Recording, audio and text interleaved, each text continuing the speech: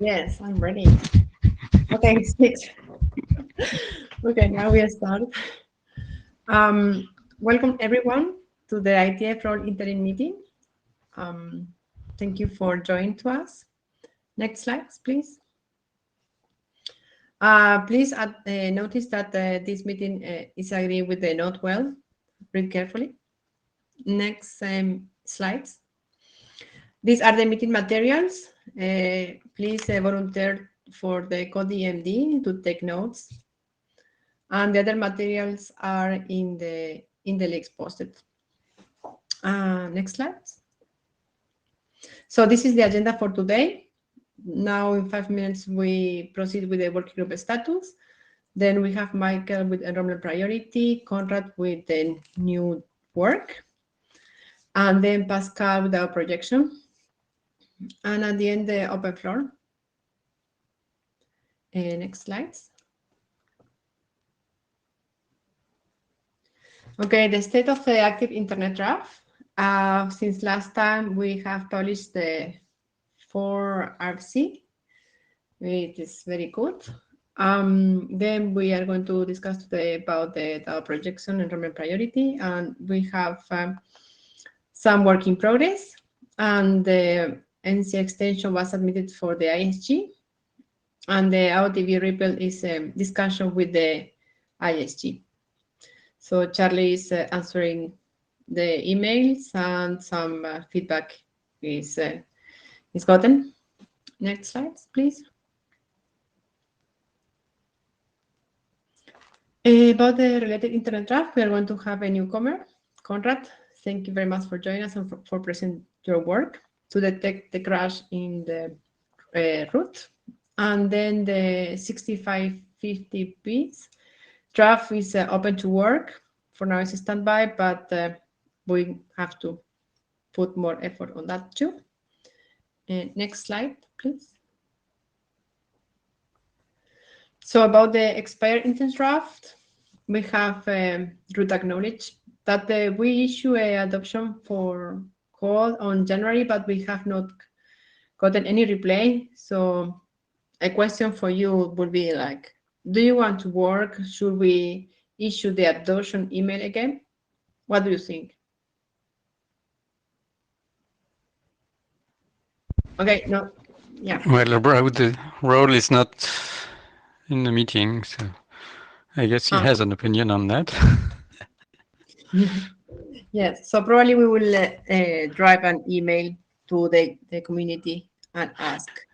We can ask anyway for those who participate in this meeting. Was there an issue with this draft? Any reason why no interest was shown? Remember the draft. Michael. I don't remember the draft, so I should read it again. Okay.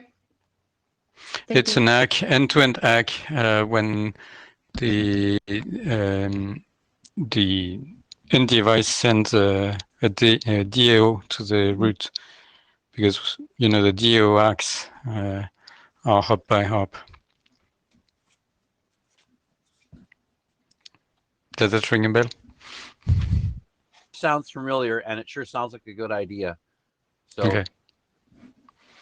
Just revive it. Yep. Okay, we'll do that. And then the lighting diode information and this modification are going to be continued later. And we have 2 works that we don't know how to proceed with the MPL, Young, and the BR Comcast. So those we suppose are going to be continued later. And as well, one comment about ODB Ripple, it's like to implement the Young for that. So that will be as well new work to consider. Okay, 1 minute. So next slides.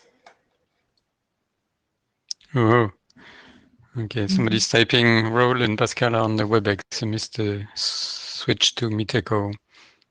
Yeah, we originally had a WebEx scheduled, and then we changed it to a Meetecho. Yes, and it's in the materials. We have if they follow the links, this has changed. So anyway, we can contact them. Yes. Are they on Jabber?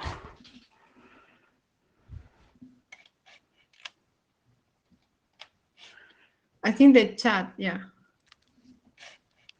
Okay.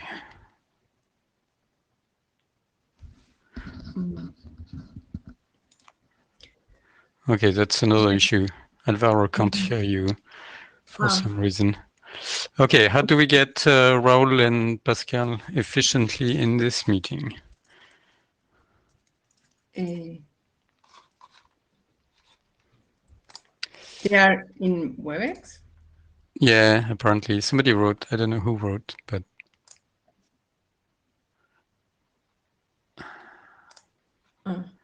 Let me try email just in case.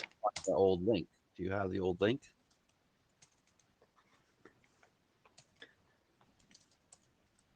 Link.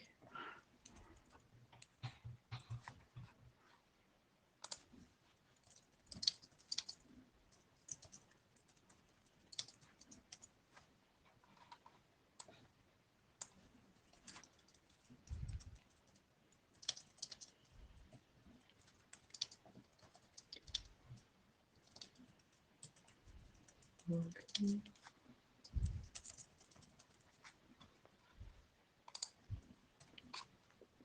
So we should proceed with the next slide, or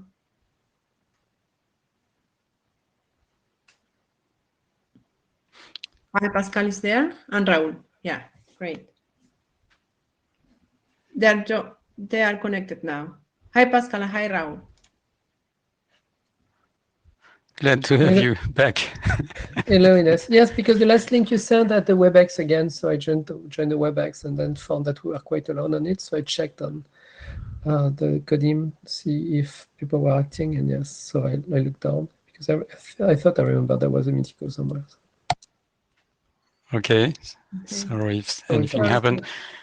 Now we have Alvaro having audio issues. He says he can't hear Ines. Can you hear me, Alvaro? I'm okay now. He's okay now.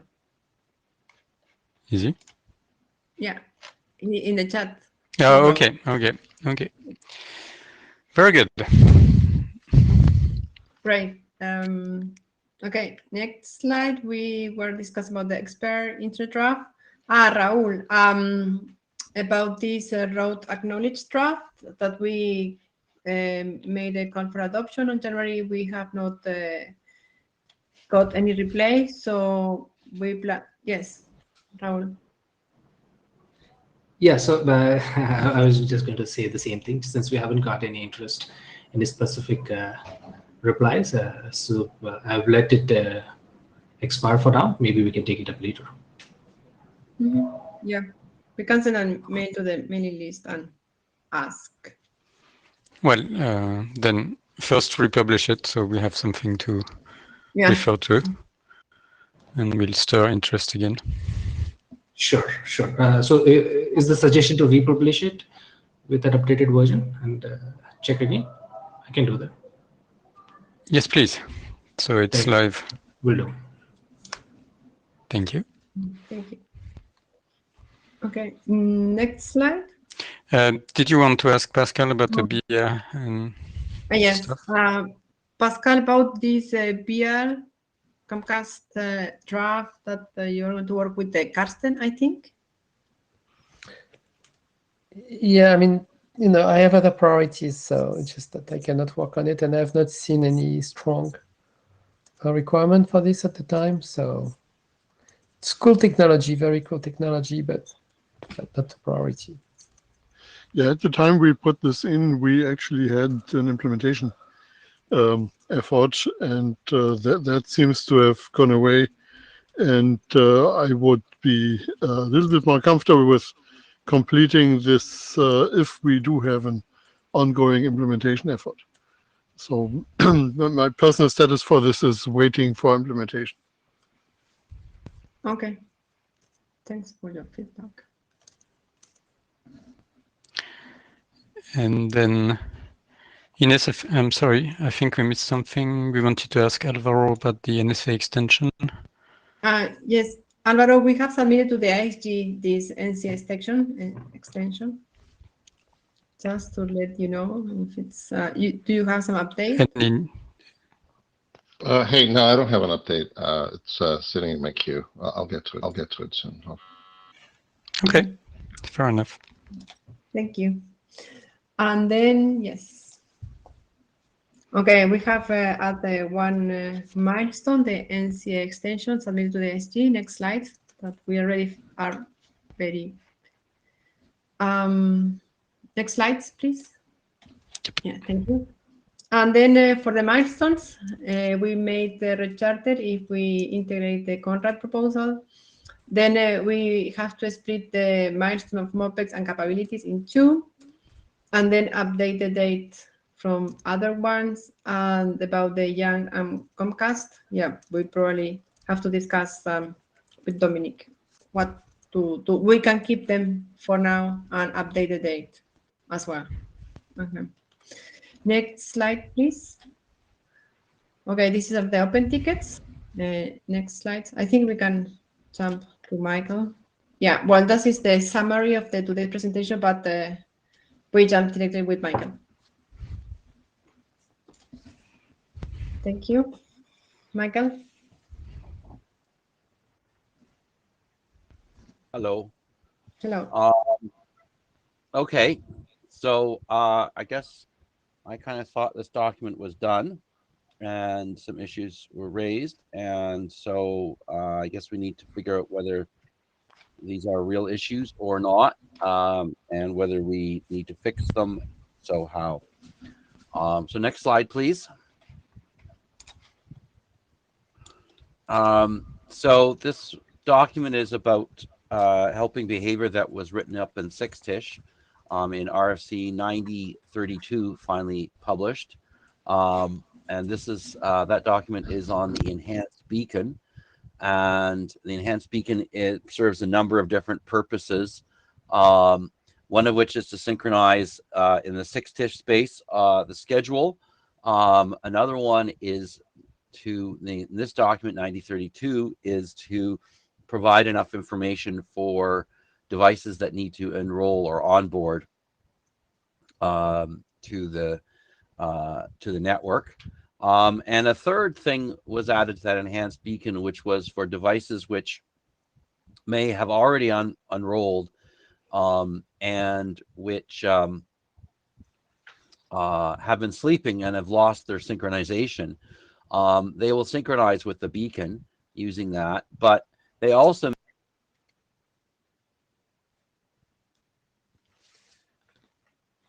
Okay, I lost Michael. I did too. Oh. Michael, we lost you.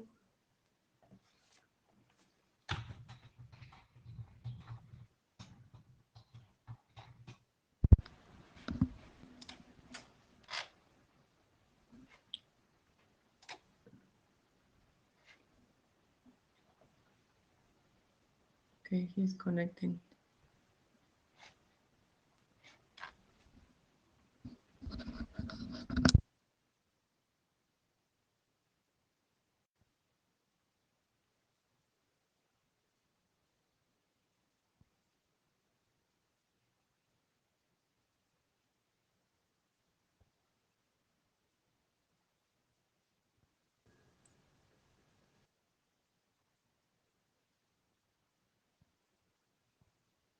Not hear you, Michael.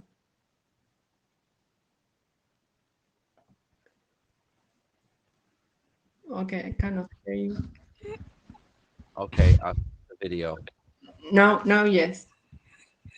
All right. That's fine. So anyway, so there was a whole bunch of things that 9032 assumes, and one of them is a role priority. Next slide, please. Actually, this is probably a better way to go through. So this is the enhanced beacon from 9032. There's this proxy priority, in which the lower numbers are better. There's a rank priority. The rank is something that the local node knows. It's the ripple rank, and it's locally known as to what it is. It doesn't need to be communicated there. There's a pan priority. It's unclear how it would be configured, but I believe it would be constant across the entire DODAG. And so, in fact, I think could be added to 9031 if we needed to do that. The join proxy interface ID is present if there is the L2 and L3 addresses are not the same, or not the, that is, if the L3 is not derived from the L2, then we need to transmit what the L3 address is in the enhanced beacon. And the network ID is calculated from the DODAG ID. So everything in this 6-tish object is known except for the priority of the join proxy. And so that's what this document is about, is primarily about. So next slide, please. So the here's an example DODAG, and here's a bunch of enhanced beacons that are being emitted, and they have a different join priority. Some of them are 22 hex 22, some of them are hex 52, some of them are hex 7F, which means infinity, don't join, and some of them are one of those hex 72. Okay, so this is essentially how do we get this, and there's some slides that we talked about in which I don't want to go through again unless we need to, which explain how this propagated through the network and how it was added to it. Next slide, please. So we have the minimum enrollment priority. This is a metric, and this was added in this document. And then we merged in this other document that wanted to communicate about the total DODAG size.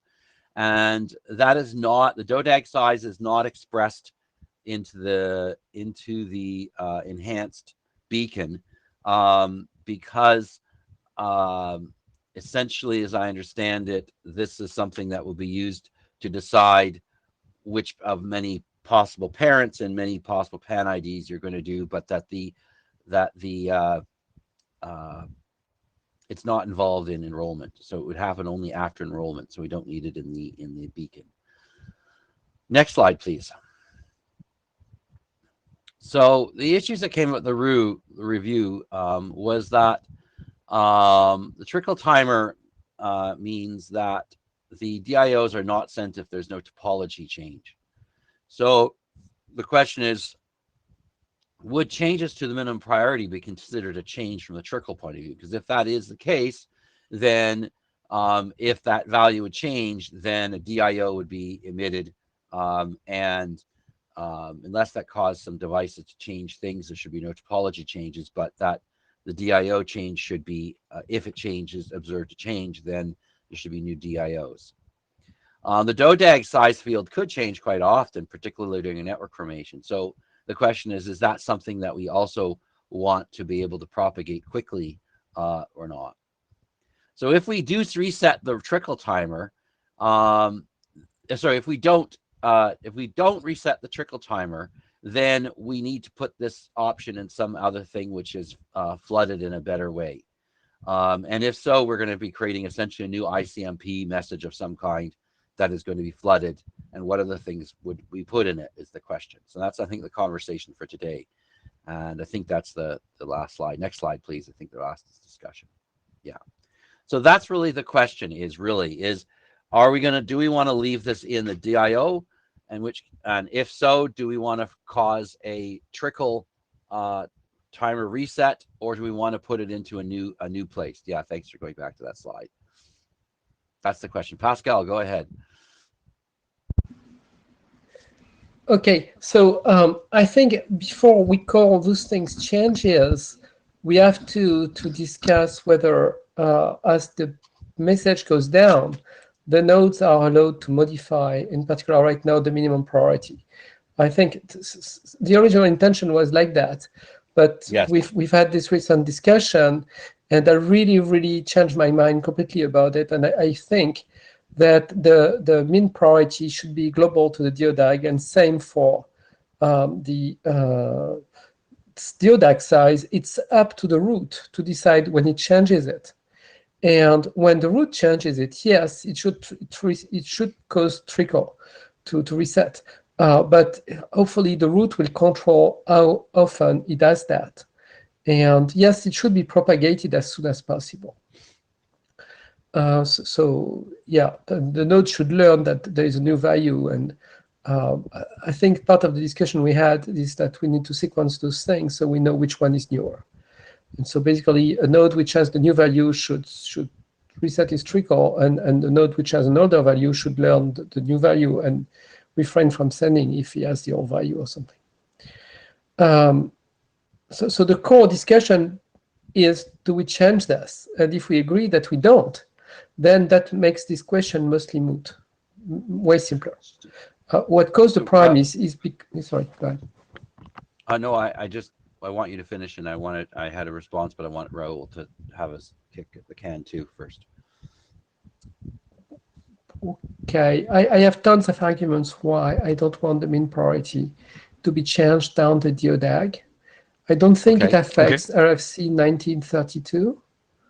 And so I would try to make the case of not changing it down the DODAG and focusing on specifying when the mean priority gets to the device, how, what is the reason for the device to increment it? Because whatever one device does, it should be comparable to what another device does. So those two devices can be compared when we receive both messages, both beacons. I think that's where we should focus. Can we, Rahul, maybe you have a comment on that? You want to join the discussion? Yes, I would. Can you hear me okay? So, yes, we do. Not changing mean priority will dramatically simplify things. But there was one use case that we had discussed before. I just would like to point it out, that if there is an intermediate router who's, for some reason, if the resources are exhausted on that router, there should have been some way for that router to specify that for all the neighboring nodes to not join to it. So we won't be able to satisfy that use case, right? We could not already, Raul, because now we are talking about join, right? But first of all, you need to tell me what resources you're talking about. Are you talking about bandwidth? Are you talking about memory? Or are you talking about how many join messages it can carry through? For instance, you could say this parent cannot take more than 6 joins in parallel, right? Yeah. And if there is a 7, it doesn't have enough buffer to manage the 7th registration. Right? So tell me what resource you're talking about. That was the use case, actually. The neighbor management was one of the use case where the neighbor table is full, and there should have been some way for the router to. Yes, but neighbor table is for all neighbors, not the one that are currently joining. We are talking about the nodes that are currently joining. Right. If the nodes which already joined, you can't do anything about that. For instance, you have a child which has not joined you, and he wants to, but he's already part of the DODAG, and he wants to move to you as a parent. There is nothing you can do, and this priority doesn't affect that. This priority affects nodes which are not in the DODAG, but what you care about is globally all the children of this parent. So it's not the right thing. That's not this value. I understand your need, but it's not this value.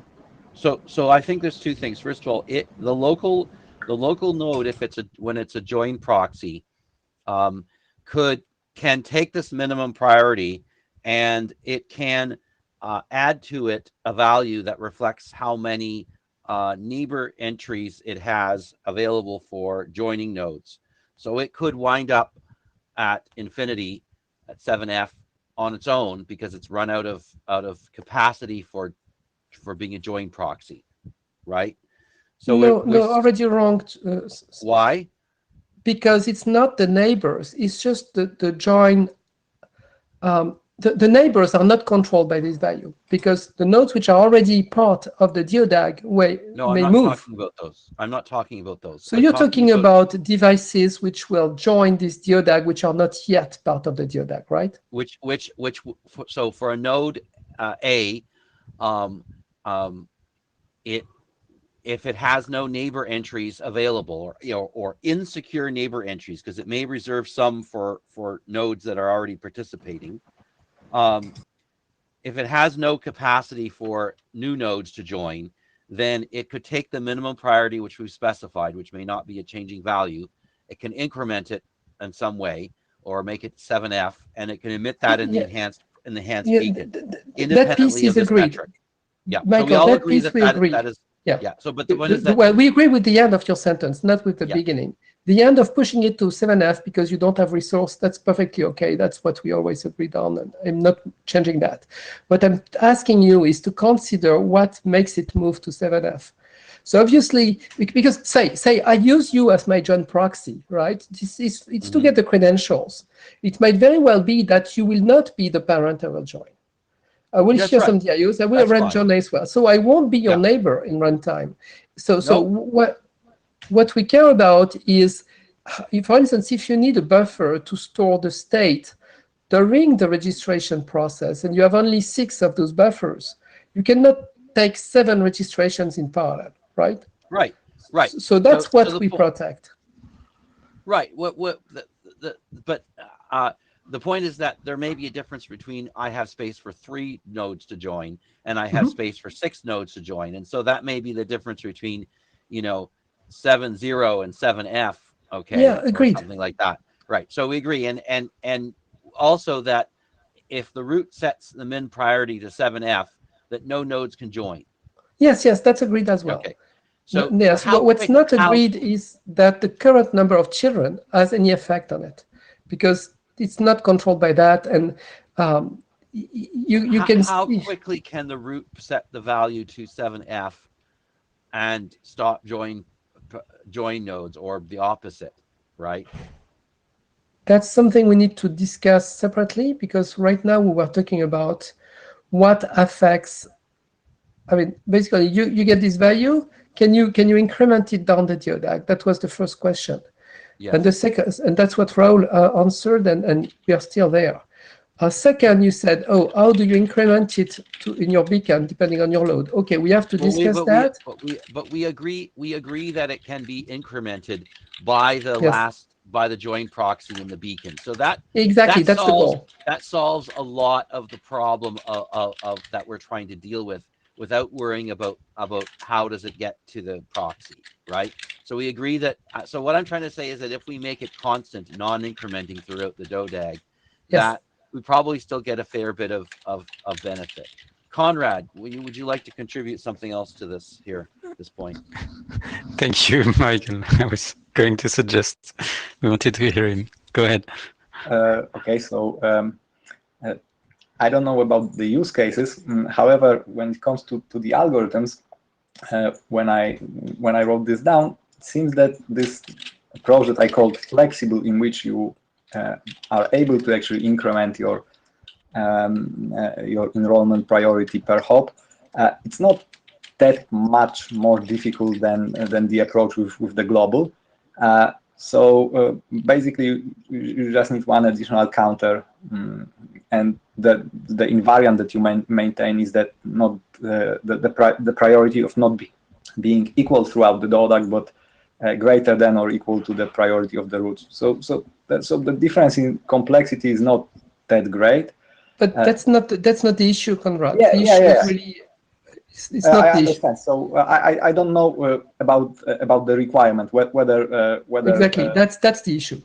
Whether this would be needed at all. So for that I have no comment. I can imagine that when you have a network such that you have like really precise schedules, then sometimes you would like to disable. So basically the only case I see is disabling enrollment in a whole sub-DODAG, but you don't control the shape of the sub-DODAG. Yeah, so we are mixing. I mean, a lot of people have been mixing in this discussion the structure of the DODAG, how many children, how much throughput gets through me, which depends on the shape of the DODAG, versus this value. And this value has nothing to do with the shape of the DODAG. It does not control it. Yeah, it doesn't control the shape of the DODAG. That's true. Yeah. Actually, it should not at all affect anything routing, because we would be in a very complexity mess if there is any interaction between this and what we already have. So it's very important, and I think we agreed already on the mailing list that this does not affect routing.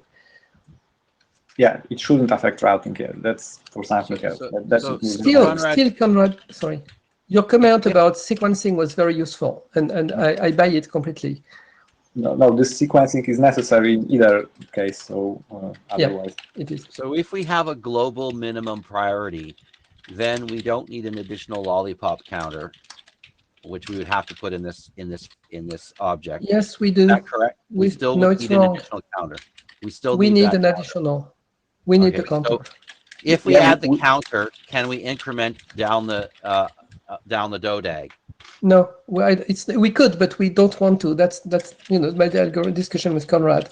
I want to tell you, you don't want to increment it, whether it's easy or not. And Conrad said, I can make it easier than you think. That's really neat, but it's not what we need. And that's what I hope to demonstrate to you guys today. Yeah, so we do need a counter even with a global priority. So that we do, because some nodes will be back level, some nodes will be newer. And so when the root updates this value, we want to know it's the latest update. So, and we can't, making it global doesn't let us attach it to something else that's already in the DIO. No, it's your option. Yeah, I mean, it's our option. and actually, we will probably there. enrich your option as time goes. So it's fine that it's new option. We already enriched it since the draft started. Right. So, so you were telling me that you would like it to be global, and you had a whole bunch of reasons why this was the case, and yes. So I'd like to understand more about that, because it seems to me so that first thing is use ahead. cases. First thing is use cases. Basically, think about not just the case where a node joins an arbitrary DODAG, but also the case where a node moves from a DODAG to the next one. And this really we build. That's what we built for Smart Grid. Two different pans. Yes. So YSAN, we deploy multiple pans, and our big problem is to balance them. Yes. And so when you hear the beacons or read the DIOs for the next DODAG, what you really would like to be able to do is globally decide which of those two DODAGs you want to join. And I think the DODAG priority that you indicated in 1932 could be the exact copy of the mean priority, but that's just me. And then there is, within that DODAG, which one of the possible joint proxies should I use? And that's when the increment from the mean priority to what goes into The local value. Yes. The local value. Locally. Yeah. Yeah, that's when it comes into play to allow me, once I have decided which DODAG, which of those particular joint proxies I should use. Lost them.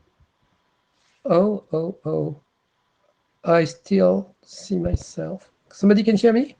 Yes, I do. Yes. By the way, taking that opportunity, being conscious of time, what is it that we need to do? The three of you seem to understand exactly the issues.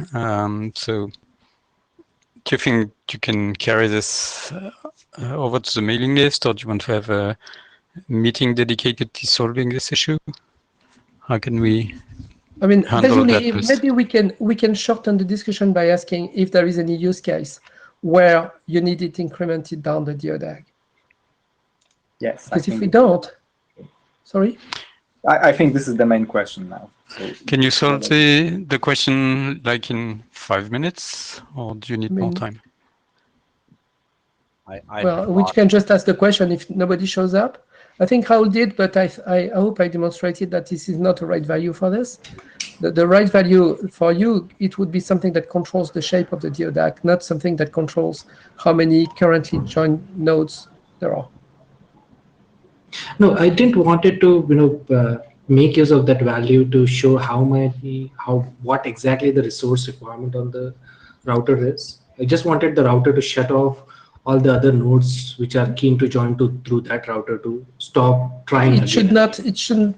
I mean, if it is anything, it should be an option which is not which is not impacting trickle, And you'll find that you have to define a lot more than just this value. You will have to define all the properties that go with it, like how you increment it, for what reason, and probably a new objective function, which is not for routing, but for just that purpose, because all the different parents will have to play with the same way, so that one child which needs to choose between parents have to understand,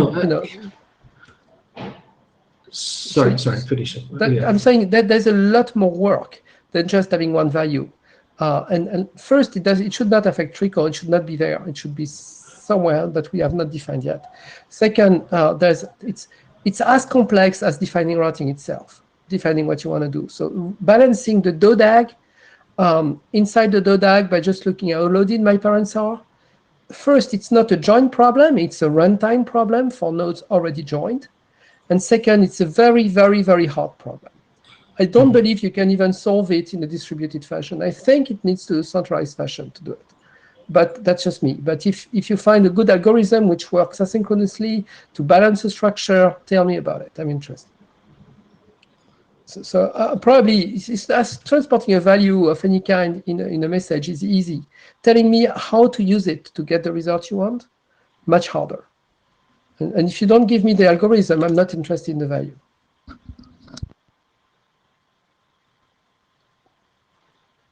So balancing the DODAG in runtime is a very difficult problem. It's not this draft. And so do we agree that we have? Do we agree that we have two separate problems that need different solutions? Are we clear on the use case actually?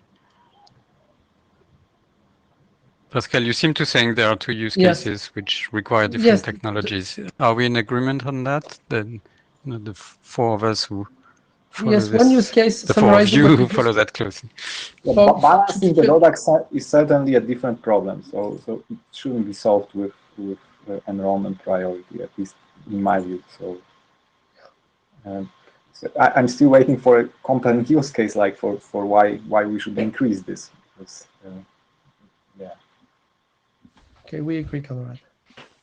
So if we want to start talking about balancing the DODAG, Raoul, I'm completely open, but all my thought, all my reading, it's a very, very difficult problem.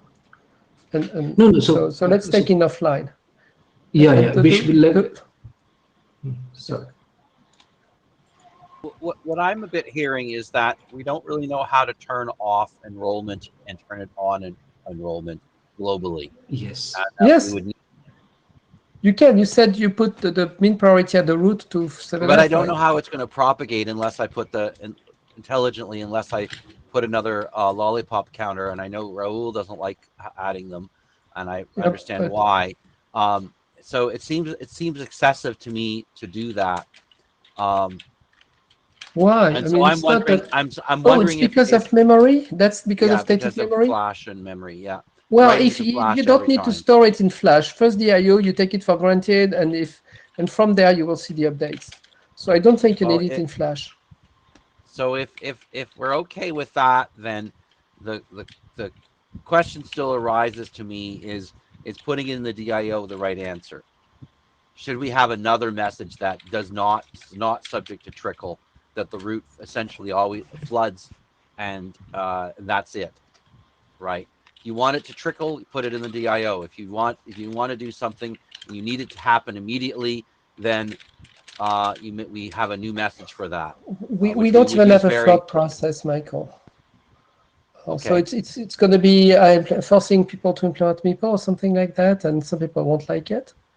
I guess you're right. And still, I believe that this is if we agreed that it's a one value that the root changes, when it wants. And then after that, it needs to be global to the DODAG. Then it's perfectly fine that it's subject to trickle.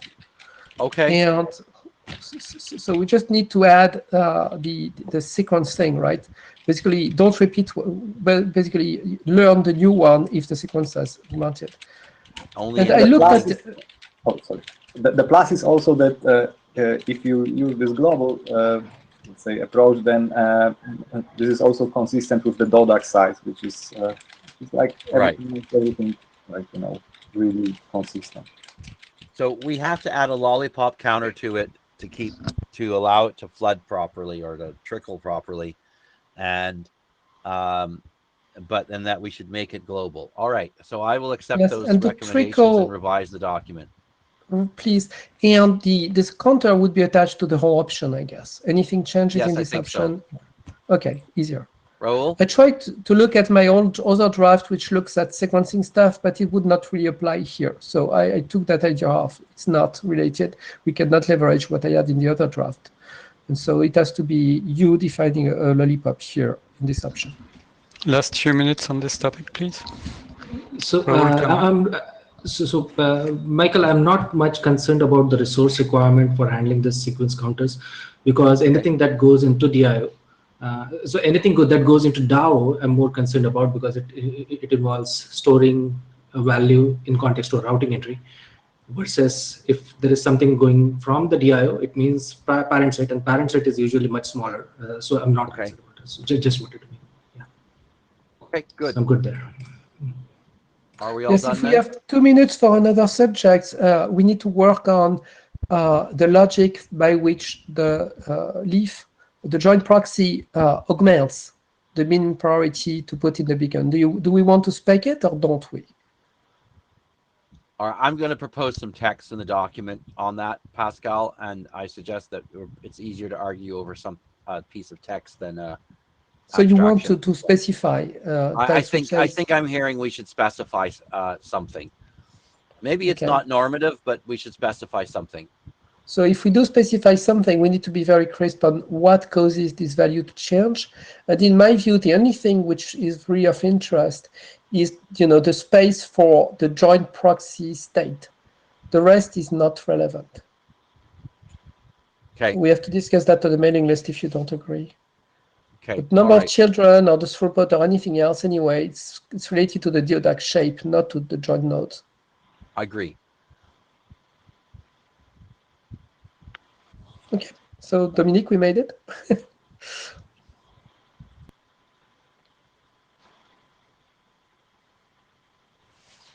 Yes, thank you. Okay, we can go Very to good. Yeah, sorry, I was distracted for a second.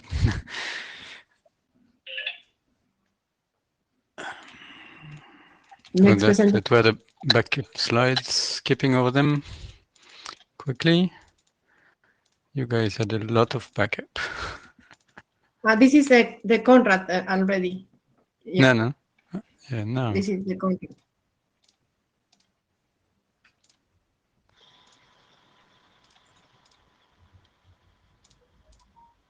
Oh, did you say I I skipped think- over?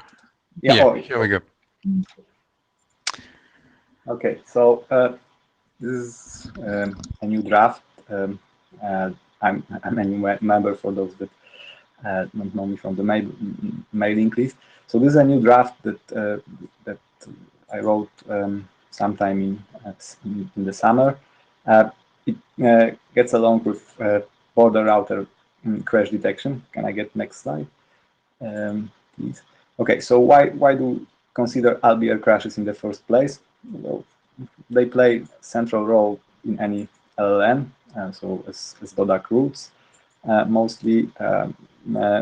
They are also, for this reason, typically more involved than constraint nodes, so they bridge naturally two networks, and they coordinate DODAC construction, so they are more involved both in hardware and software.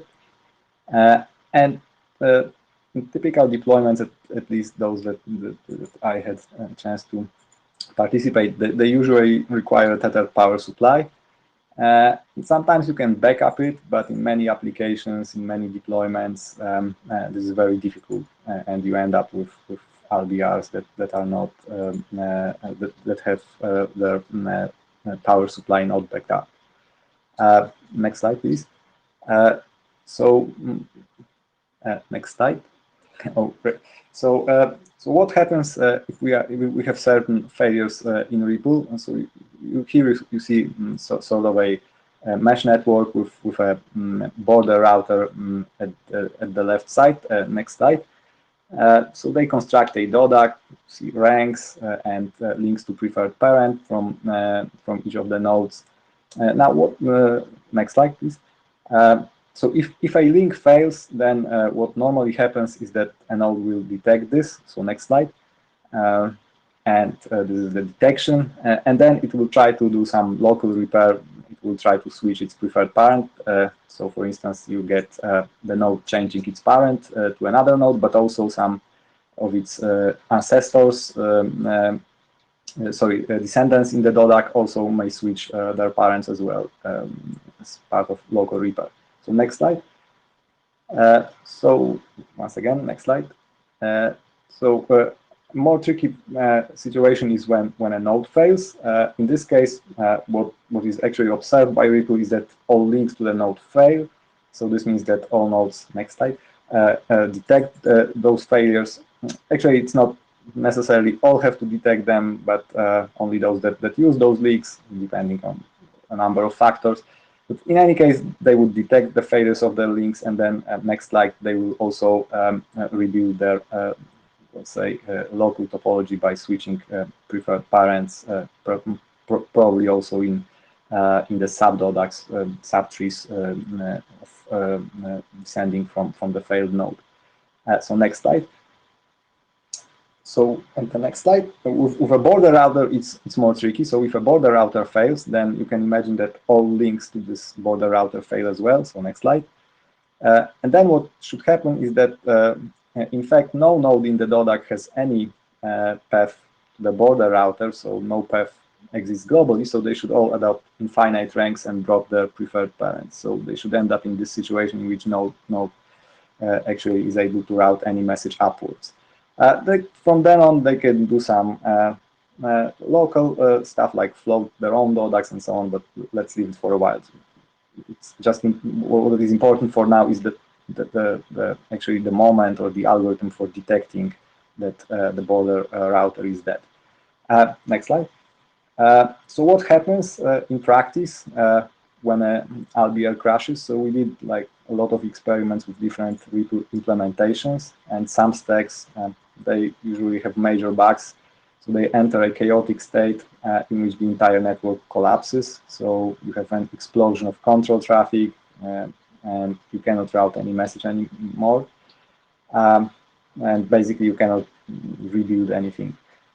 Others that have minor bugs, so they do not detect the failure, I mean, in a reasonable time. So what happens is that the ranks grow to infinity, but very, very steadily. So the nodes form routing loops and so on, and in the end, well, you never detect the fact that you have no longer have a path to your LBR. And because of those changes, so they trigger some control traffic that is higher than normal. And some stacks are correct, but in any case, they still require time and control traffic, data traffic as well to detect this LBR crash. Next slide. So why is detecting this LBR crash in Ripple, like plain Ripple, suboptimal? So this is because it relies on the emergent behavior. So first of all, what you have to realize is that all nodes that have links to the dead LBR have to detect that this LBR is dead. Otherwise, if there is some node that still believes that its link to the LBR is alive, so it will advertise a rank that is finite, and then other nodes may join its sub-DODAC. Then, if you take a look at how those link crashes are detected, so this is typically done in a reactive fashion. Ripple recommends that. So if you have low data rate applications, detecting a crash of a link may take a while. So if you have many links to the LBR, then it may take a while to remove all of them. And then finally, so it will just add to your critical path, and then also learning by all nodes that actually no path globally exists to the LBR is also slow and requires control traffic. First of all, because you will have all these local repairs, in which nodes will try to switch parents because the previous parent's rank grew beyond some threshold. Then, since there is no path, such parent changes would likely result in routing loops, and then it takes a while to actually discover a routing loop and break it. And both these, let's say, phenomena also cause trickle timer resets, which imply that you will have increased control traffic. So you will essentially need, depending on your implementation, from tens of seconds to even minutes to actually detect a failure of the LBR, and of course your application and a lot of other factors. So to alleviate this, what we propose is RNFD, which is root node failure detector. Its goal is to minimize time and traffic, just to detect the crash of the LBR. And what we're able to achieve is, let's say, that in terms of time, it's like a few times up to an order of magnitude improvement. In terms of traffic, typically a few times less traffic required. The cost is that you need an additional option in every die, or let's say most of the dies. So next slide, please. So what design principle does this algorithm use? So let's start from the last one. So actually, our goal was to make it completely, or as much independent of Ripple as possible.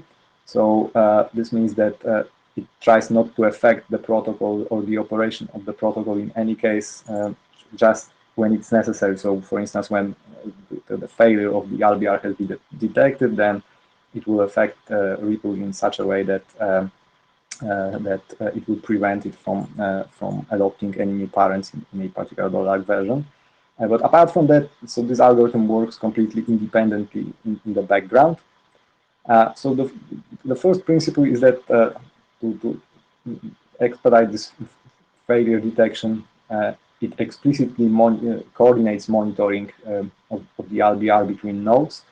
So this means that the nodes collaborate. So rather than relying on the emergent behavior, they collaborate on detecting the failure of the root, which well, allows for reducing the time that is necessary to detect this failure. Then it also avoids probing all links. So if just sufficiently many links to the LBR are considered as dead, then the algorithm concludes that the LBR has died. So this means that we don't have to wait for this, let's say, stragglers, a couple of nodes that don't route a lot of traffic to detect the failure, and they won't disrupt this whole detection process by advertising finite paths and then forming further routing loops. And then this algorithm also, to further improve this failure detection, it tries to proactively checking for LBR crash when there is a suspicion that it might have happened.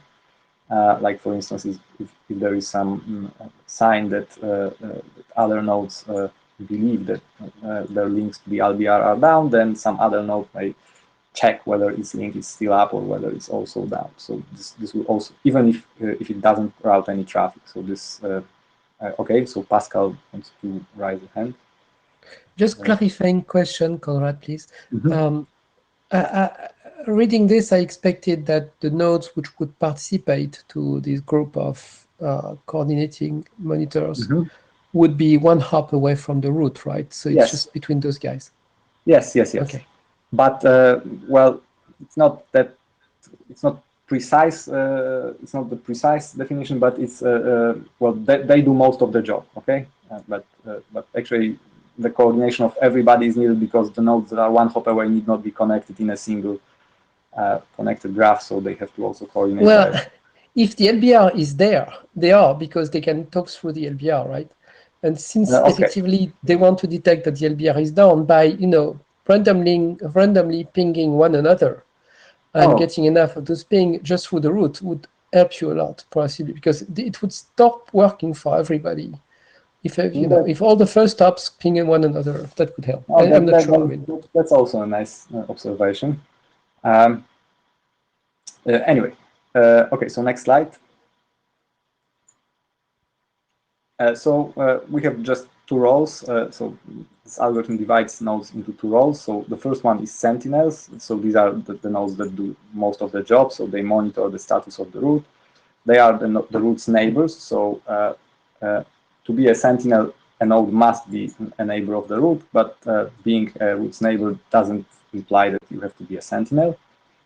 And the other role is acceptor. So there is any other node that's not sentinel. It's just an acceptor. So next slide, please. So if you take a look at the previous DODAC, the nodes that are marked with arrows are possible sentinels. So they don't have to be sentinels, but they can be sentinels. They can play these roles. Next slide. Basically, what RNFD uses is two local data structures per node. One is locally observed DODAC root state, called LORS.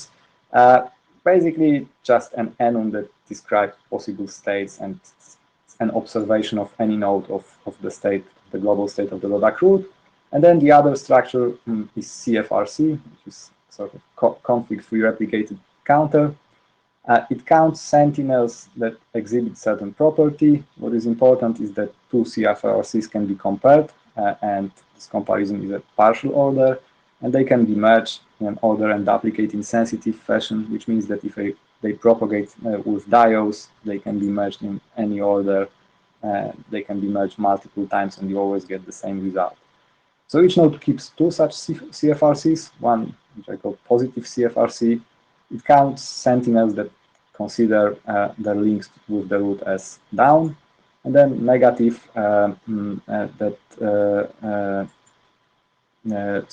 positive that consider the link with the root as up, and then negative that consider the link with the root as down, but previously considered it as up. So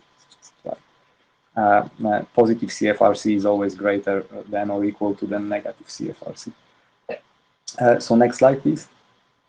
And then what the protocol adds is one option. So basically, what is important is that you just carry these two CFRCs, so positive CFRC and negative CFRC. These are fields that can have variable length. And upon reception, what you typically do is you just merge the received CFRC with your local ones and then perform some actions. So the whole protocol is not that difficult in a way. So next slide. So this is LORS, the possible values of this enum, and then transitions between them. So I can explain the protocol by actually going through the slide. So next slide, please. So these two states, so up and globally down, are attained by all nodes. So up is a state meaning that everything is okay. So the root, the LBR is up, and down, globally down means that all nodes agree that the root is down and this DODAC should no longer be used. Then you have two intermediate states. They can be attained only by sentinels. So it's suspected down. This means that some sentinel suspects it's linked to the root being down. And then locally down, this means that the sentinel actually considers its link to the root with down. So this means that it typically verified the link to be down. So next state. Okay, so how this protocol operates. So whenever a node joins a DODAC, whether it's sentinel or acceptor, it sets its state to up, and then its subsequent behavior depends on whether it's sentinel or it's an acceptor.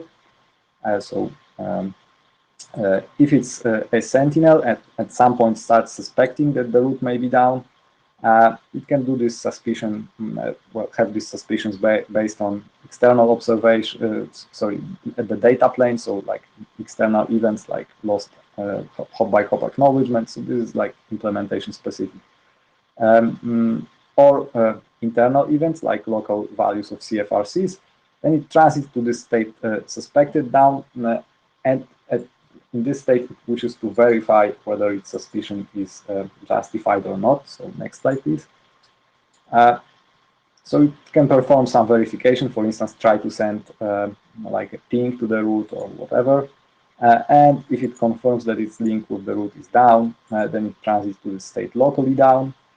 And while in this state, it increments its negative CFRC, which aims to trigger other nodes to indicate to other nodes, other sentinels, that something may be happening with the root, so they may wish to decide to perform their own verification of the links with the root. So next slide. Sometimes you may want to skip the verification. So for instance, if your node is doing routing and you are not forwarding to the root, so you are sentinel forwarding data to the root, and you don't get any acknowledgements or whatever replies to your pings, then well, you may well believe that your link is indeed down, or simply your neighbor reachability detection claims your link with the root to be down, then transit directly to locally down without this suspected down in between. So next slide, please. Of course, if you get any sign that the root may be up, like for instance, you get a message directly from the root, or you get a reply to your ping, whatever, or your neighbor unreachability detection claims that the root is back up again, then you can transit from locally down to suspected down as a sentinel, to up, and this means that everything went back to normal, at least regarding your link. Next slide. Finally, if sufficiently many sentinels consider the link with their links with the root to be down, then what happens is that any node, in this case, an acceptor or a sentinel, can make a decision that the root must be down. So it transits to globally down and appropriately changes its CFRCs. And then when they propagate in diodes, actually every other node also transits to globally down. And so next slide. While in globally down, so this is a terminal state, meaning that no routing is possible in this particular DODAC. So you can return back to up only when the DODAC root issues a new DODAC version. So this means that you do a complete rebuilding of the DODAC. Basically, this is like a state that says that everything is broken. You shouldn't even attempt any routing because you may have routing loops, and you should like stop it. Yes, Pascal? Yes, just a clarifying question. You say when sufficient sentinels know, I was wondering how they can communicate if the root is effectively down. Yeah, exactly. So they don't communicate. So the whole protocol operates by means of this CFRC merging, and this CFRC is propagating diodes. So the diodes will be transmitted even despite the fact that the root is down, and they will be transmitting down, right? But it might be that, just to give you an extreme case, I have my root in the middle of a cross, and each of the four directions is a different sentinel. Yes. So if your network is very sparse, like what you said, you have a cross, and if no part of the cross is actually connected in any way with another part of the cross, then you have two options. One, you can consider sufficiently many as basically, I don't know how many links with the cross you have in your, let's say, so suppose that you have those four network types, so you divide the number of links, the possible number of links with the root by 4, and well, divided by half. Yeah, so that boils down to my other question, which I think I asked you earlier, which is, it works based on parameters. Basically, one parameter is how to transit from locally to globally, and those parameters seems to vary between one structure and the next. So that makes the protocol very hard to deploy. Yeah. So the thing is that they need not vary in let's say, I would say normal networks, in a sense that you have not this extreme case of a cross. Like if you have sufficiently connected network, I'm not claiming that all sentinels have to be connected, but that your network as a whole doesn't have this sort of bridges, removing which actually removes, partitions the network. So most networks have few, if not zero nodes of that type. Otherwise, I still would suggest, Konrad, that you consider what I told you earlier, which is try to do most of your operations through the root. Like if you trickle through the root, right? Everybody, all the sentinels can send something. And because of trickle, there will be only one. And it's a multicast to all sentinels. And you send it through the root. So after a trickle timeout, there will be 1 or 2 sentinels which will send to all sentinels. And so if you stop receiving that, somehow you reset your trickle timer and you become a lot more aggressive or something. Okay, and if there is no hack at the lower layer, because you've become very much more aggressive, pulling the root, now you can detect that the root is down. And everybody can do that pretty much at the same time. And that's very important from what you said earlier. You want all the sentinels to detect at the same time, because they will all start sending DIOs with the G bit off or something, and you'll avoid all those ping pongs that you've discussed. So look at the properties you want. That is an important property. All the sentinels, all the first hops really should declare that the root is down pretty much at the same time. Well, not all of them, but yeah. Well, let's say if you do what I'm, all of them would avoid the churn. If you basically have a group of all first hops, and you send a multicast to all of them through the root. So you send the packet to the root, and the root is supposed to send it to all the first hops. And it's trickled out. So you have 2 every period. And the period is increasing blah. But when the 2 of them don't flow through during one period, all the nodes start sending their own because they are not cancelled, and they don't get lower layer hack. And so ideally that would reset their trickle timer, which is not really trickle. But if basically failure to receive one of the 2 or 3 messages during a period is considered like a problem, then they would aggressively pull all of them would aggressively pull the root. And if that happens, then they will pretty much at the same time declare the root down. Okay, so and that's independent of the structure. I don't like the idea that the parameters of the protocol are dependent on the structure. That really hurts me. Okay, I will think about that. Okay, so off topic, maybe it's not a bad idea actually. I remember that we wanted at some point to have sort of the operation of the protocol independent of it, but let me think about this offline. Okay, so I think that's mostly it. Can we get to the next slide? Okay, so the status is it was submitted on April 6th, and then after discussions with Pascal and Michael mostly, I added a lot of let's say corrections in the GitHub file, and yeah, further contributions are welcome. So in particular, I will think about this communication through the root that Pascal suggested. How it can improve the coordination between sentinels. That may make a lot of sense actually, but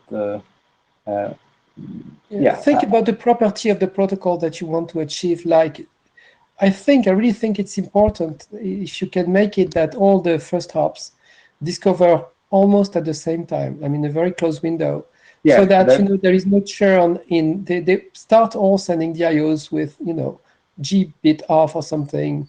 And so people don't join here and join there because they join somebody who still says, I can use the root, but it's just because he doesn't know he cannot. You know, that's pretty, yeah, you would avoid some churn, not all of it, but you would avoid some churn. Yeah, but okay, so that's true. That's one aspect. So detection. Okay, I know what I wanted to reply. That actually can help still. I think we in the draft that I put it, we moved this communication through the root, which actually out.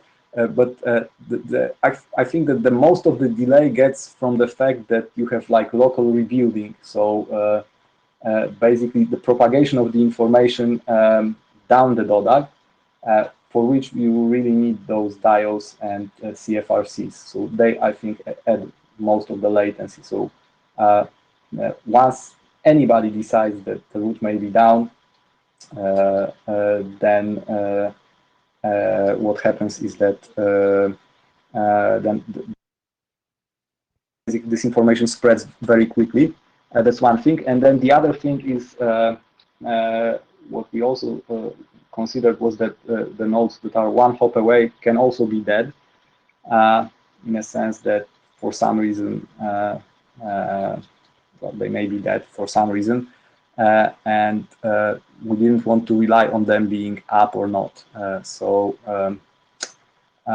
But okay, but I think this suggestion is nice in a sense that it can complement the detection period by Sentinel, so basically the verification part of the stuff, which is actually left out of the draft. But it may be actually nice to have it as a suggestion how you can implement this. But the core algorithm relies on quickly propagating this information on the root being down throughout all nodes, so that they don't start forming loops and so on. So I think this is complementary, but let me also think about this offline, okay? Thanks for the suggestion, by the way. Good. I think there's interest in this work. This is what I collect from the discussion. I think, Michael, you already raised the question on the mailing list where we should adopt this draft. So technically, looking at the charter, it's not quite in our charter, so we would, at least I don't know how I would pretend it fits in the charter. So we can update the charter anyway. We wanted to do that at some point. And since Conrad is actually a new resource coming with its own topic, I think this shouldn't be too much of a problem. Any comment on that, Alvaro, if you do have audio to speak right now? Going once. In the chat, is the maintenance of REPL should be in our charter. I agree. It should be. I don't read that it is. Oh, maintenance in general. Okay. Yeah, I agree. So basically, so when I started my work, there was something in the charter that was related, but then it took me a while to actually do this because of the pandemic. So I think it went off the charter. Just a remark. Yeah, I don't think it's a big deal anyway, because, I mean, even if it's not strictly written this way, there clearly is an interest. Any more comment from the working group, Pascal, Roll? Yes, if we adopt it, we need to think about the track. Do you think it's for experiment, or do you think we are going for standard track?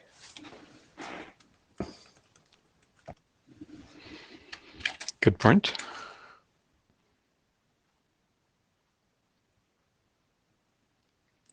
For a standard track, we need to have several implementations, as it needs to be not that much, but it seems to me that that's a real problem. We need to solve it.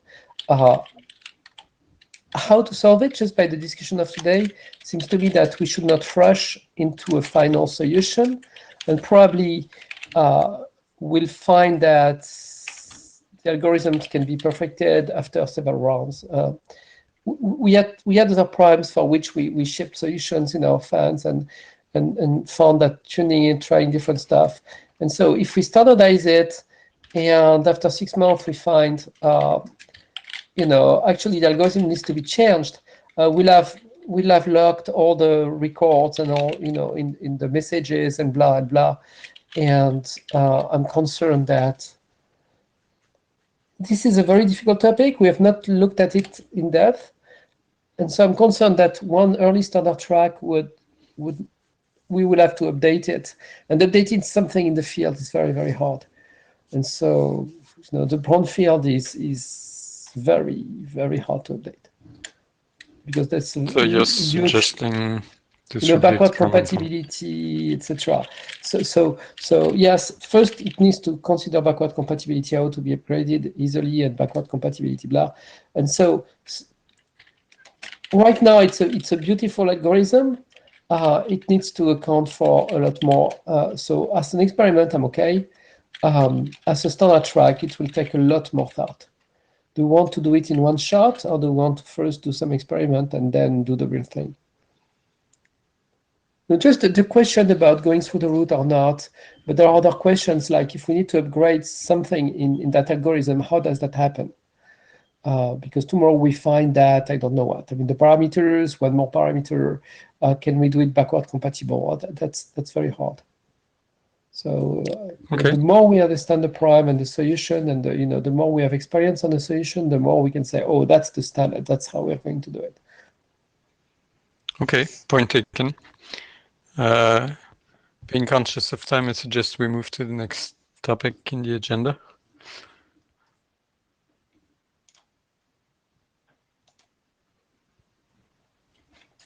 And as always, we'll confirm that on the mailing list.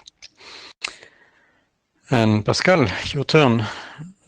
Slightly shorter time than expected, but yeah, expected. So I did not put too many. I just focused on one problem. So let me give you an update on where we are. And actually, this update, I prepared it almost last minute because sorry, you get chairs for being late, but because we had a lot of discussion on the draft very recently. So I tried to accommodate some of that. I could not accommodate all because we got IoTDR review like 2 days ago.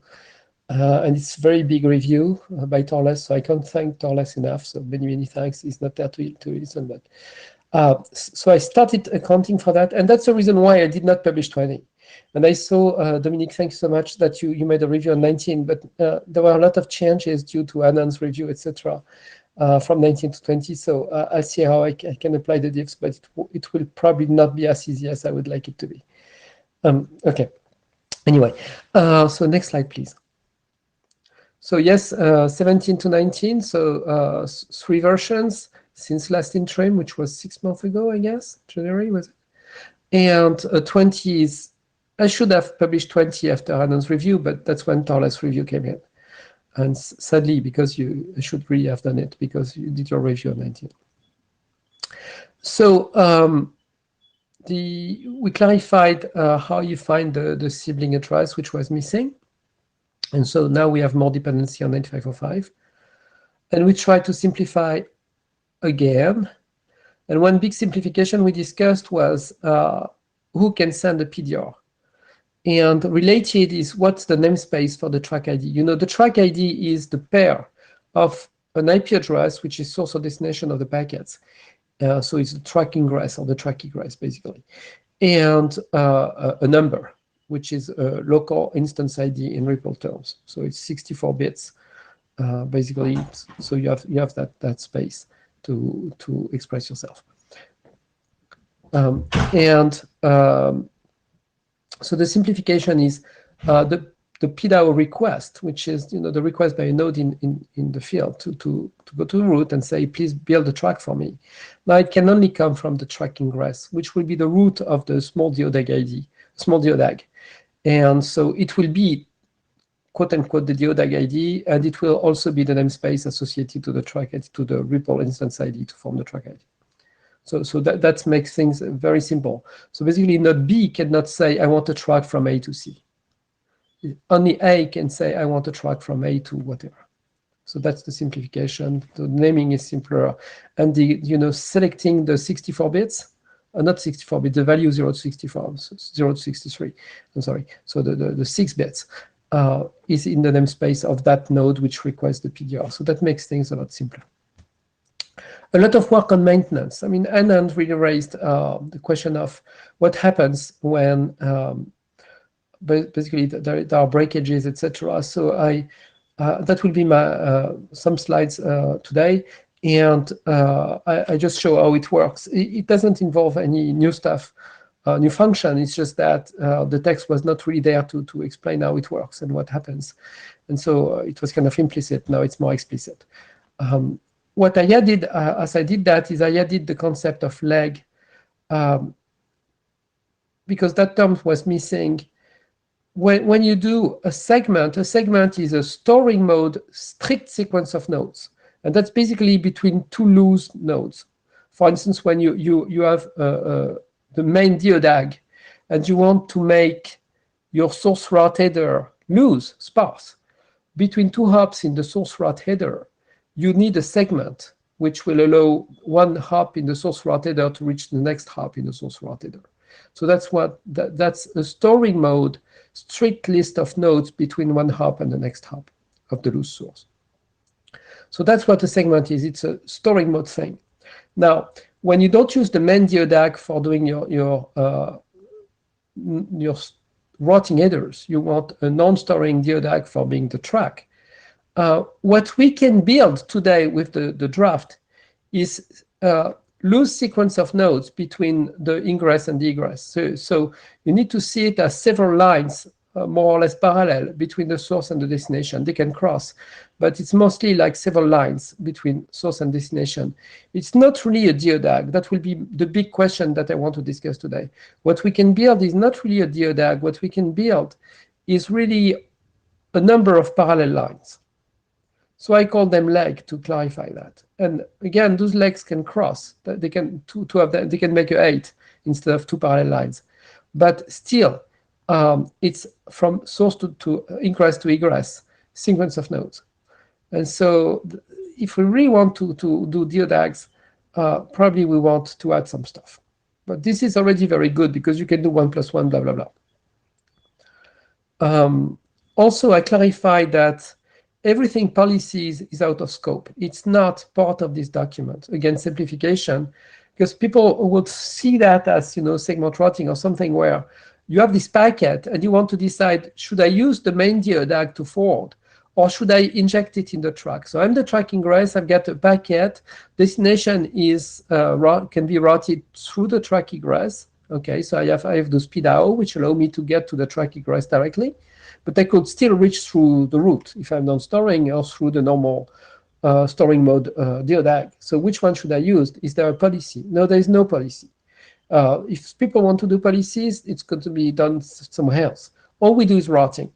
And so if basically you have a route through a track, you will have an entry in your routing table, which will be a longer match than the rest, because the rest is basically default route towards the route in non-storing mode.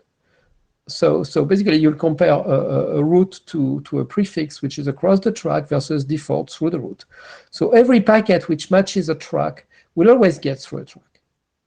So that's basic routing. We don't go beyond that. We don't say packet which match this kind of schema would get into this track or that track or that track. We don't do BetNet. Not in this draft. We just do routing. So it's simplification, clarification. And so big thanks to the review from Anand and Torles. The draft on the GitHub already covers what Anand said, and I'm working on Torles' discussion, and it takes time. It's a very long and very interesting review. So yeah, I think I will go through Torles' review, publish what I get as 20, and then with Torles we'll fix the bugs left, and then we'll have to address this DODAG story that we'll discuss today. Next slide, please. So Anand's review, basically one of his main points was to, how can the route control the DODAG the path of inside the track if he cannot reach the nodes. And so we clarified that a node which belongs to a track should have multiple parents, and so send is DAO to the route, indicating multiple transit, and so that recursively, hopefully that gives us more than one source route path from the route. So if the route has to retry a PDAO, it should retry on a different source route path. So we basically clarified that to improve the reliability of the control. But at the same time, we don't want to build track between the route to the track member, because then who would control those tracks, right? Who guards the guardians, basically. So we don't want to get into a recursive problem. We just want to make it quite reliable.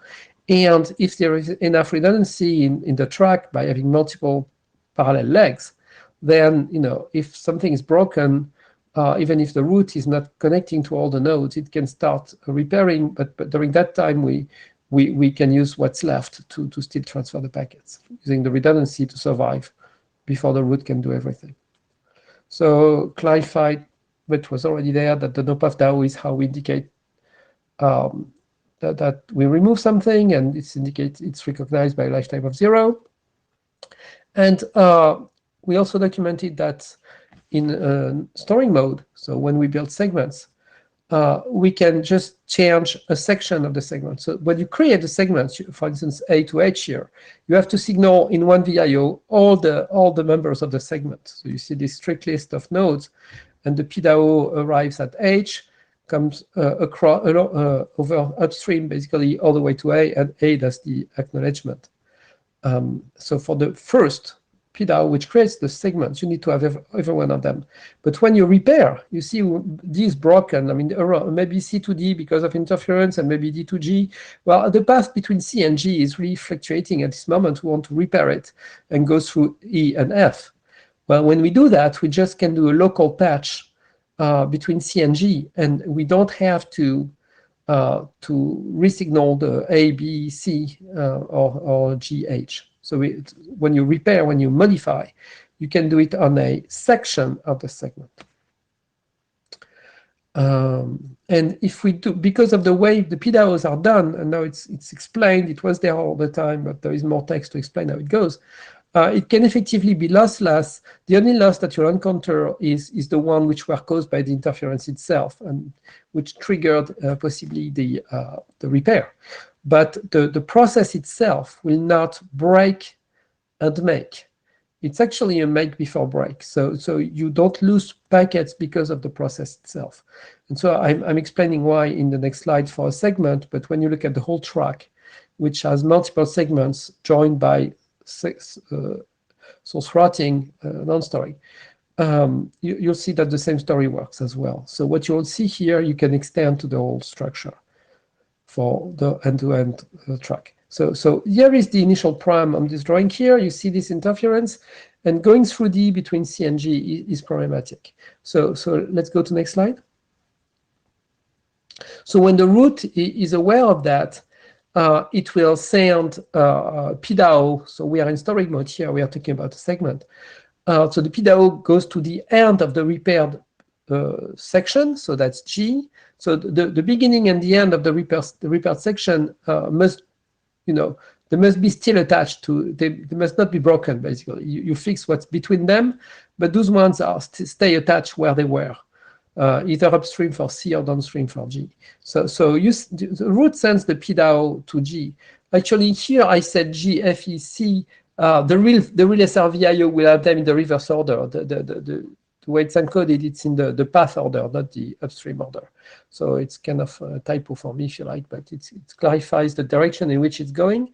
But the way it's encoded would be C, E, F, G, really.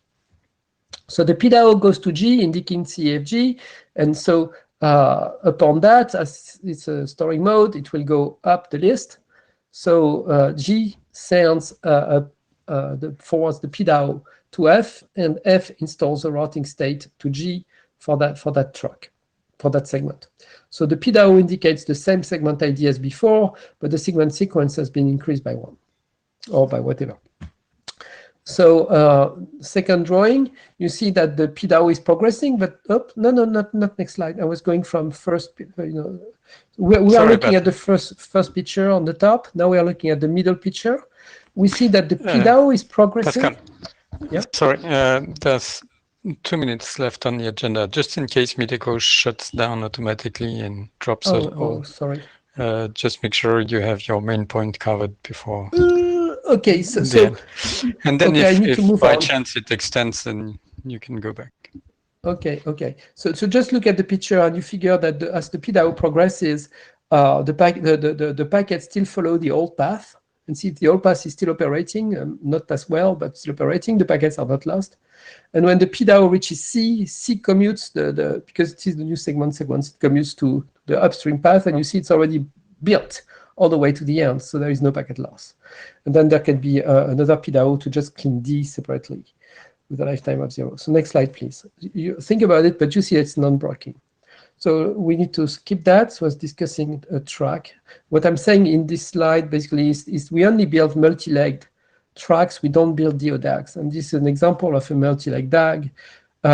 track with two legs. The first source route path on the top, second source route path is on the bottom, and each of the segment is a storing mode VIO. So what we see is we can take path A or path B. If there is a breakage, you can see the two legs, but really it's not a DODAG as we're used to. The question is, do we want to build real DODAGs? Next slide. By the way, the other thing we don't have, which exists in Roll, is we don't have north-south segments. Because we are working on Ripple, we only build DODAGs, so there will never be bidirectional segments. They always go east, left to right, really, which is west to east, sadly, but always go left to right. So this is a non-goal. Next slide. Okay, this is the goal. We would like to be able to have node A or node C decide if they go to E or down, like should C use segment 1 or should C use segment 7 or should C replicate over segment 1 and segment 7. That's if we build a DODAG. That's a real DODAG we would like to build. But with the VIOs, which are sequence of nodes, it's very hard to build. You cannot build that. Next slide. Okay, that's my last slide. So the proposal on the table to really be able to build DODAGs would be to emulate what we do in the main DODAG using transit and targets. So basically, what I could add as one paragraph, basically, or two, is to say, oh, by the way, if you don't want to use the VIOs, the root can still pack a number of target, transit, target, transit, target, transit, emulating that all the nodes in the new small DODAG, the track, send their own non-storing DAOs to the ingress. So basically doing the exact same thing in the track as we do in the main DODAG, a number of targets and transits, so that now we can build any DODAG structure as we do in the main DODAG.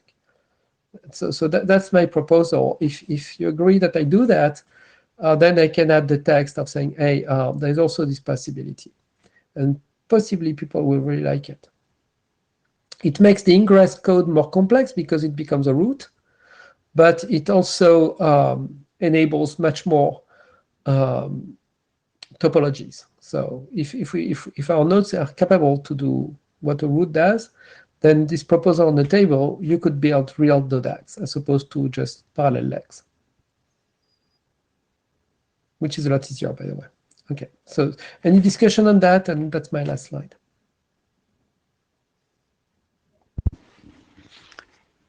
Thank you for making it nearly on time. Any comments on that?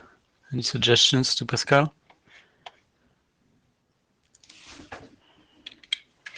If I don't get comments, I will just insist on one thing.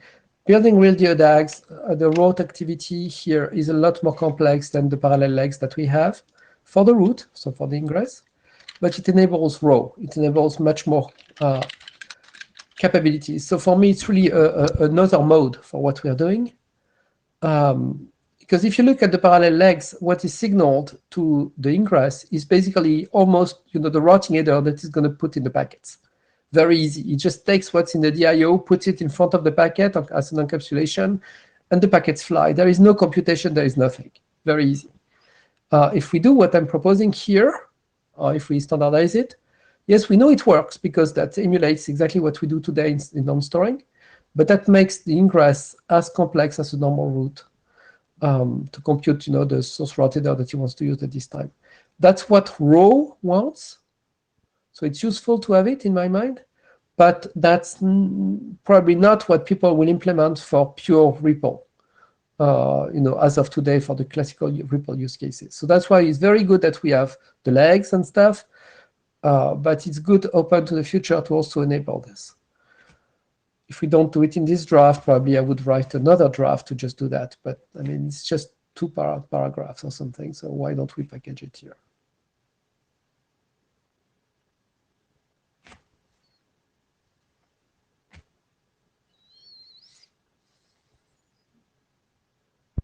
Any comments on that? Sorry, I was typing notes. You said it's much more complex. Do you think this adds risks the code in the ingress?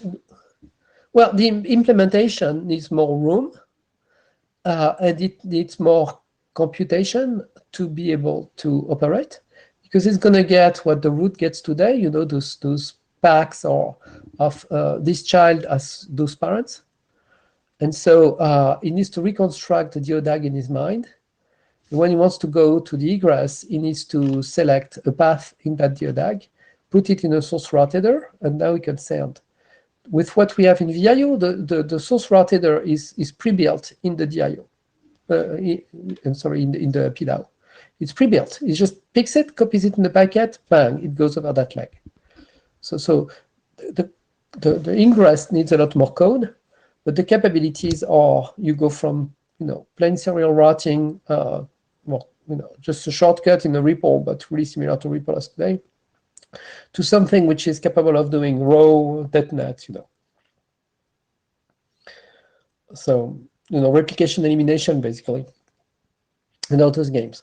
So I'm not saying people should implement that today, right? I mean, they should implement what we have in the current draft, but this is a nice addition for the more post to prepare for raw, basically. So should we mention it? Should we not mention it? I don't see that, you know, I'm making this feature optional. I don't see that it hurts that I add the text. But you tell me. Sorry, I got distracted. I think we are running out of time and Miteco is coming to pieces. I lost the code EMD, hopefully. Everything was captured. Anybody else on the code EMD right now? The whole thing just cleared. Yeah, I don't see anybody coming to the mic. Would have liked to see Michael or Mathieu. No, I think it's down. Like I tried to refresh and it's down. I think it's just the whole session closing automatically, you know, 5 minutes over time. Yep. Anyway, in the US, it's probably the beginning of the day and you have something else to tend to. In Europe, it's probably the end of our day. But Michael, go ahead. I was going to say, Pascal, I followed along. I don't have a strong feelings about alternatives to your proposal about how to pack them, and I have to think a little bit more about the question about track IDs and their scope. But I think you're bang on that point, though. Probably. Okay. And what about, you know, supporting a real geodag like this page says? Basically, this page says we have the VIOs, which are easy to implement, right? It's the root, the main root, which still does all the work. It's just deported. You know, the action is deported to the ingress, but the source route is pre-digested by the main root. And this proposal here is for, you know, the next step where the root, the real root, instead of putting the legs pre-digested, just gives the geodag itself to the tracking grass, and the tracking grass is free to design source route paths inside that geodag. So it's more complexity in the ingress, but it opens to row and all that stuff. So should we already mention it, or should we keep it for a different document? I think if it can be implemented without changes to the original document, then a new document may be better, but I don't have a strong feeling that way. It's just that the new document will be pretty thin, because what we say is in the PDAO, instead of putting a VIO, you can also put multiple sequence of target transit, which redraw the geodag. So it's very simple. It's 2 paragraphs. Okay, well then maybe it's not worth the document then. My only thought was that if it took a lot of thought, think about it, then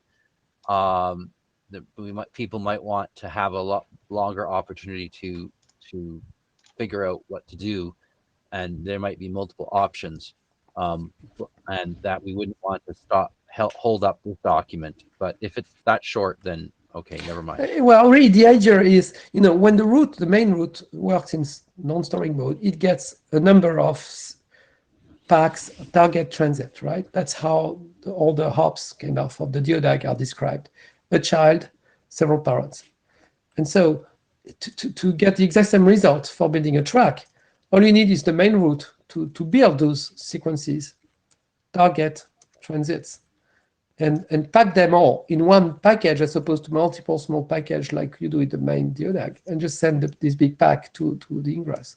Now the ingress gets the exact same information as the main route. And so we know it works because that's exactly what we do in the main route. So that's basically the proposal on the table. Now, so we know it works. It's not many words. It's just one more capability for this draft versus writing another draft. We've seen with REPL that doing a V2 it can take very long, and we don't even know if it's going to come.